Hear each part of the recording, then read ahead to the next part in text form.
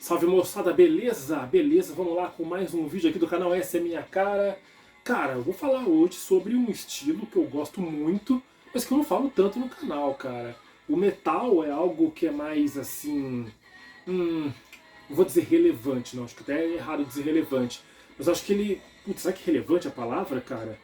Acho que ele é mais popular, talvez. O metal talvez seja mais popular, ele envolve mais polêmica, talvez, tem grandíssimas bandas, né? O punk, por mais que ele seja importante, se reflita em muitas coisas da sociedade, até hoje, desde que que surgiu, né, até hoje, ele ainda vive à margem de certa forma. Você vê indícios, você vê alguns conceitos, algumas coisas, alguns elementos do punk no mundo, eu ouso dizer, mas você não percebe, entendeu? Agora o metal, você vê as grandes bandas aí e tal, são algo muito, é algo que é muito maior. Por isso que talvez eu não fale tanto de punk, sabe que é por isso? Fazendo uma reflexão aqui ao vivo, aqui, durante a gravação, logo de cara.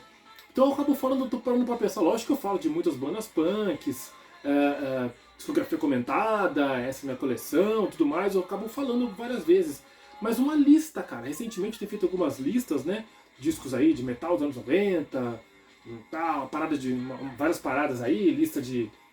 Como é que é? Top 40 lá da Inglaterra, parada, aquela coisa toda, indie rock e tal. Mas hoje é pra falar sobre uma lista, cara, dos 10 maiores discos do punk de todos os tempos, cara. Feita pela Rolling Stone. Vamos começar falando o seguinte, cara. Eu vou lançar a mão do meu óculos de leitura aqui pra falar isso aqui. A Rolling Stone é um veículo muito chato, cara. Na verdade, parece que quanto mais prestígio um veículo tem, parece que mais arrogante ele fica, vamos dizer assim, cara. Mais arrogante ou mais exigente, eu não sei, acho que é uma mistura das duas coisas. Eu percebo isso na Rolling Stone, que é um veículo muito antigo, né? E também na Pitchfork. A Pitchfork também é bem exigente. Quando não gosta de um artista, ele detona com todos os discos. Mas quando adora, dá 10 para quase todos os discos também. Mas também isso é um assunto à parte. O fato é que a Rolling Stone é que fez essa lista.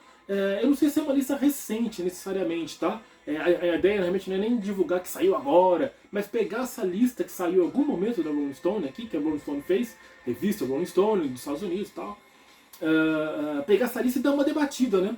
Inclusive eu trouxe até, afora essas 10 que eu vou comentar aqui, vou citar duas bandas aqui que não entraram, né? Que eu acho que deveriam entrar, ou que pelo menos merecem uma menção honrosa, beleza? Então vamos lá, esses 10 discos, tomar cuidado, cara, porque eu me empolgo aí, né?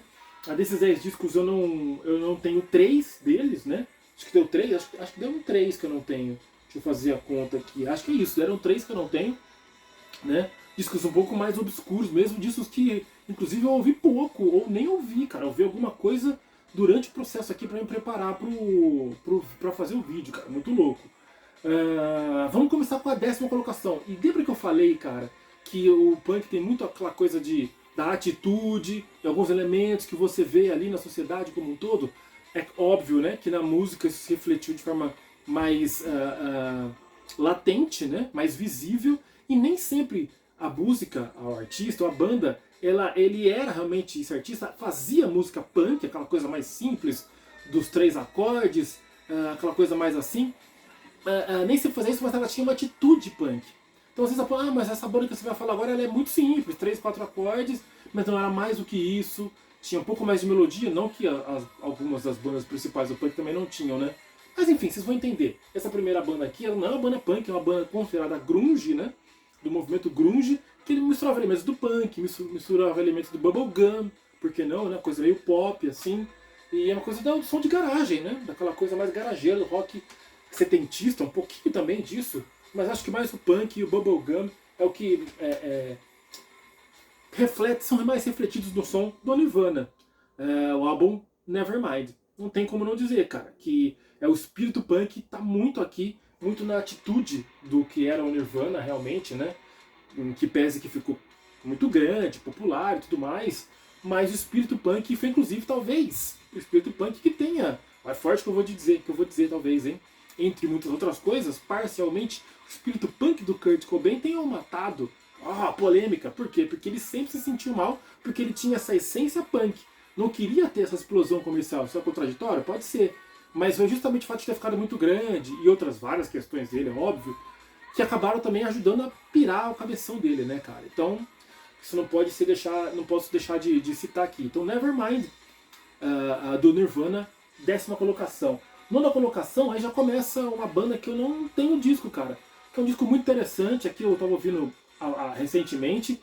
A banda abriu o show do Pearl Jam, que eu fui em 2011, e na época eu não tinha noção, cara. Talvez eu tinha ouvido de relance uma vez aí na vida. A banda X, o álbum Los Angeles, cara, de 1980.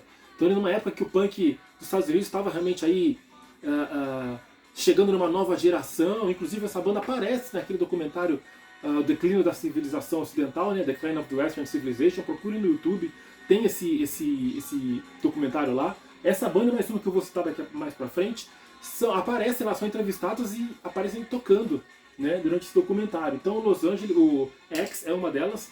Essa banda que realmente eu vou procurar me aprofundar mais, porque ela tem um som bem interessante, mais técnico um pouco, é punk na essência, atitude e tudo mais, mas ela é um pouco mais técnica. Na 8ª colocação, aí começa a entrar...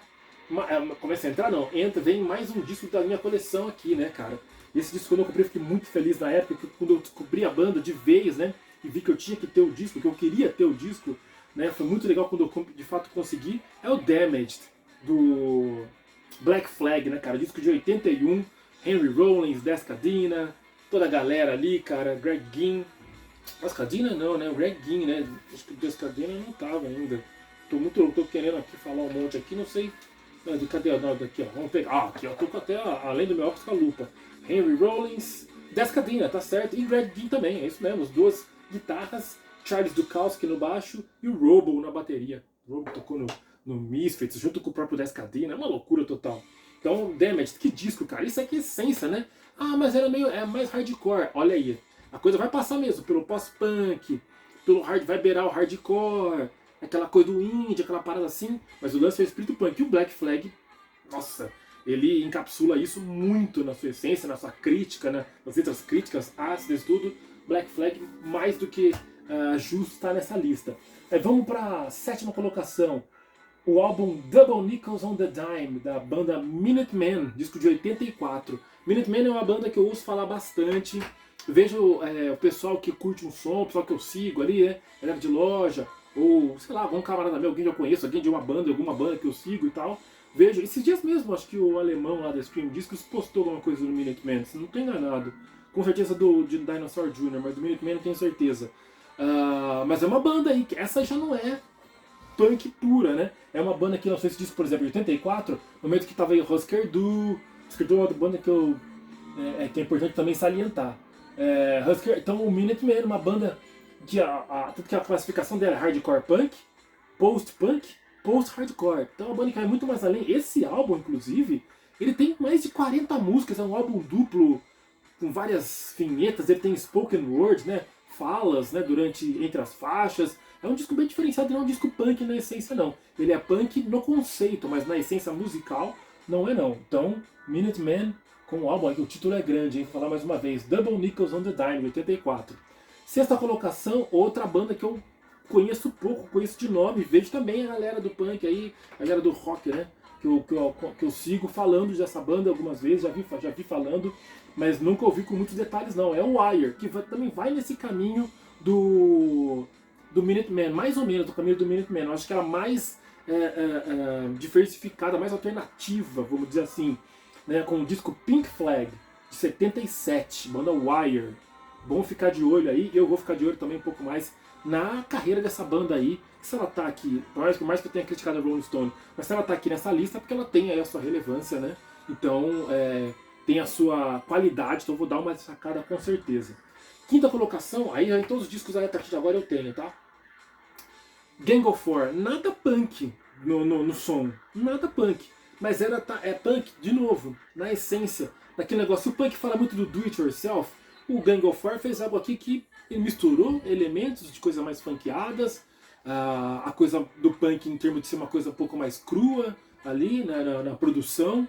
Mas é uma banda que fez um tipo de som que pelo que eu pesquisei, pelo que eu conheço, pelo que eu procuro observar aí, né, das bandas antigas, não me lembro de alguém ter feito algo, talvez de forma contemporânea, não sei se foi uma coisa que espontaneamente surgiu junto ali, Mas é meio sem precedente o som do Gang of Four, né? Um som bem grooveado ali, com letras muito... É punk no discurso, isso é muito importante, né? Para caracterizar como punk também.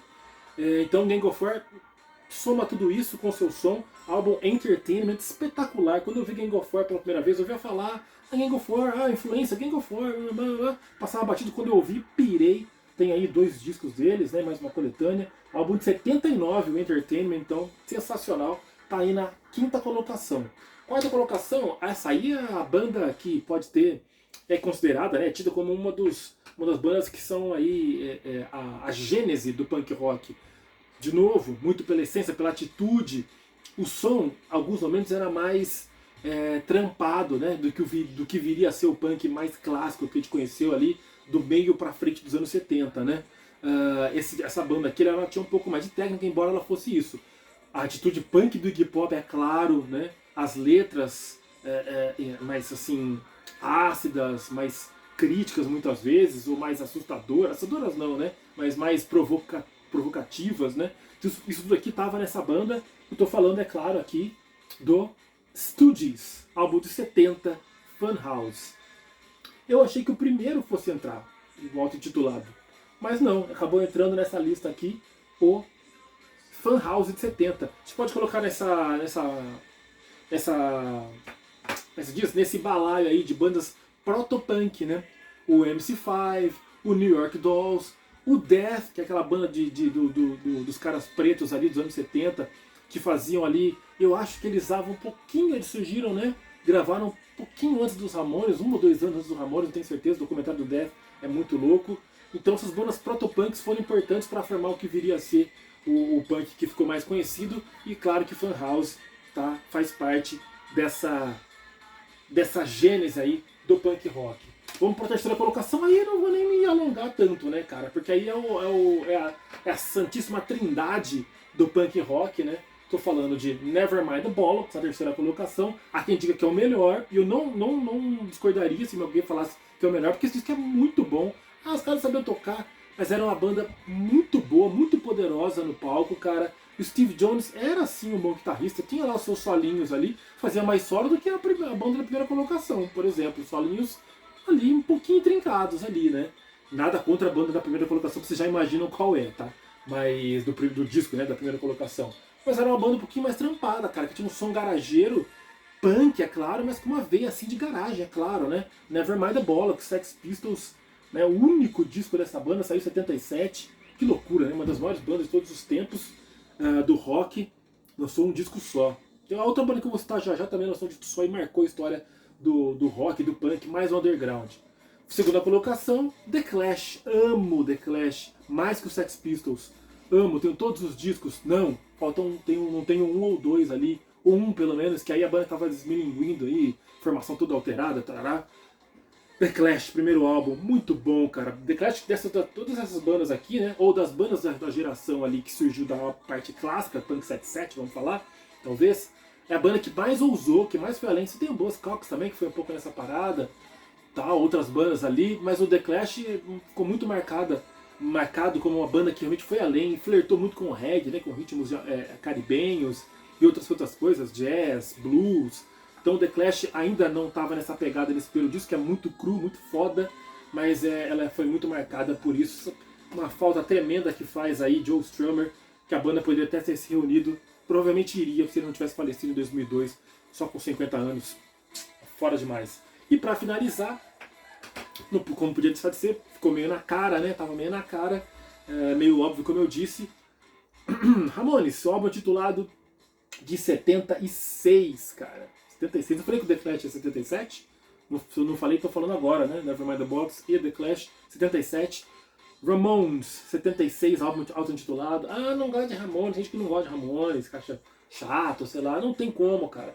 O que isso influenciou, eu fui catequizado por Ramones através de André, meu camarada André, através dos meus melhores amigos Joca, através um pouco também de ver, eu não conversei tanto com essa minha camarada ao vivo sobre o Ramones, mas de ver ela falar, de ver ela expressar seu sentimento pela banda, a Mari também, Então, cara, o Ramones, os fãs de Ramones me catequizaram de alguma forma. Eu era só um admirador do Ramones, me tornei um fã. Gosto muito da banda. Tá aqui, ó. Um dos livros que eu tenho tá aqui, ó, tá na fila. Poison Heart, do Didi Ramone. Preciso ler essa porra aqui, cara. Tá na fila, entre os 49 livros que eu tenho pra ler. Então, Ramones, cara, primeiro disco, que é um greatest hits, né, praticamente, né? Puta que pariu. Tem que pegar aqui. Como ele faz parte da caixinha, as letras são muito pequenas. Biscuit Bob, Beat on the Bread, Judy's a Punk, I Wanna Be Your Boyfriend. Pulei uma, hein? Now I Wanna Sniff Some Glue. I Don't Wanna Go Down to the Basement. Vou pular mais uma. Havana Fair, Listen to My Heart, 53rd and 3rd. Pulei mais uma. I Don't Wanna Walk Around You. Today Your Love, Tomorrow the World. Eu pulei 3 músicas, no total de 10 ou 13, de 12 ou 13 aqui, pulei 3 que não são tão conhecidas. Mas o disco é uma fábrica de hits, vamos dizer, do punk rock. Blitzkrieg Pop, só nem falar, Hey Ho, Let's Go. Então é justo que ele seja na primeira colocação. Porém, o Nevermind the Box eu realmente não acho estranho que alguém coloque realmente ele que possa colocá-lo no topo da lista. A trilha nesse vídeo aqui, eu vou falar agora, antes de falar da menção honrosa, vou falar depois. Acho que devia estar nesse disco, nessa lista, com certeza, essa banda aqui, esse disco aqui, né, na lista dos 10 discos, maiores discos de punk, devia estar essa banda aqui. Já cansei de falar desse disco aqui no canal. É o And Out Come the Wolves, do Rancid. Nenhum disco dos anos 90 pra frente entrou, né? Você vê que 84 é o disco mais recente do Minutemen. Então, nenhum disco de 90 pra frente. Ah, mas aí ficou aquela coisa mais pasteurizada, a cópia só do passado, mas de uma forma mais superficial. Tarará. Mas, cara, o And Out Come the Wolves, do Rancid, ele mostra... Eu coloquei de ponta cabeça? Desculpa, eu tô... sei lá, se não, se coloquei, tá aqui, ó. É uma banda que mostra que é uma... apesar de ter uma sonoridade ali do noventista e tal, mais polida, mas ainda assim tinha uma essência mais suja, vocal sujo, letras também falando sobre as coisas das ruas, do dia a dia e tudo mais. Lars Frederiksen, Tim Armstrong, Matt Freeman, sem nem falar, monstro. Então era a sujeira ali do punk, mas com muita técnica, né, com o Matt Freeman no baixo, acabei de falar. Muita técnica, muita sujeira, muita letra forte. Então And Out Come the Wolves tinha que estar aqui nessa lista de 10 discos. Eu tiraria ou o X, ou o Minutemen, ou o Wire, talvez, aí para colocar esse disco. Ou até mesmo o Gang of War poderia tirar para colocar esse disco. E outra que eu quero mencionar, que é uma banda que tinha muito espírito punk, que a exemplo do Sex Pistols, gravou só um disco e ficou marcado no underground principalmente, né? Quem tá um pouquinho mais inteirado tá ligado. Mas ficou muito marcada por mesmo com só esse disco, é o Germs, com o álbum G.I. Puta que pariu, que disco sujo. Quando eu comprei esse disco, eu me lembro também, eu falei, cara, isso aqui também realmente é importante. Para uma coleção de quem gosta desse tipo de som, é importante ter. E é um som sujo, tosco pra cacete. Darby Crash, outra banda que aparece, né? Darby Crash fala, inclusive, da entrevista lá no Decline of the Western Civilization, no documentário. Puta, o cara louco demais, cara. Morreu aí, puta, uso de droga, uma loucura total. Mas o som ali é clássico, punk, hardcore ali, né? Beirando o hardcore ali dos anos 80. Então, Germs, cara, G.I. E com a participação de Pat Smear aqui, né? Que foi do Nirvana, que hoje toca no Foo Fighters, né? Então Pat Smear tá aqui nesse disco. Cara, eu falei demais? Não sei se eu falei demais, mas realmente eu falei, eu avisei que eu ia me empolgar, porque o punk é algo que eu gosto muito. Inclusive eu faço esse vídeo ainda sob o efeito da paulada que foi o show do Madball na última sexta-feira. Mas o que tem a ver com o punk? Óbvio que tem a ver, né? O hardcore é uma das vertentes do punk, né? Veio em algum momento, apareceu metal junto, tudo hardcore apareceu. Então a empolgação já tá por aqui. Que show do caralho que foi, quem viu, quem tem meu Instagram tá ligado. Uma pequena amostra que eu postei lá. Show fudido. Então o punk, o hardcore realmente são estilos que me movem muito, que mexem muito comigo.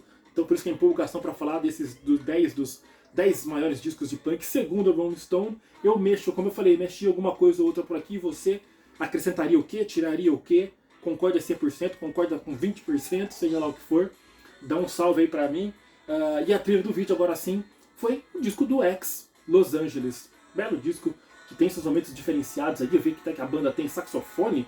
Um dos músicos tocava saxofone na banda. Loucura. Então, mas vale a pena dar uma sacada também, que é um belo disco, com certeza, o Los Angeles do X. É isso aí, galera. Depois eu volto com mais um vídeo. Quem quiser fazer a versão nacional, se candidate, faça o vídeo comigo então. Tô cansei de fazer vídeo sozinho. não tenho uma ideia para poder fazer vídeo sozinho, tentando chamar alguém, pensando em chamar alguém, então vamos fazer um vídeo dos 10 maiores álbuns de punk do Brasil. Quem sabe, tá? Então intimados aí. Vamos ver. Se ninguém se voluntariar, eu faço sozinho, foda-se. É isso aí, galera. Até a próxima. É nóis.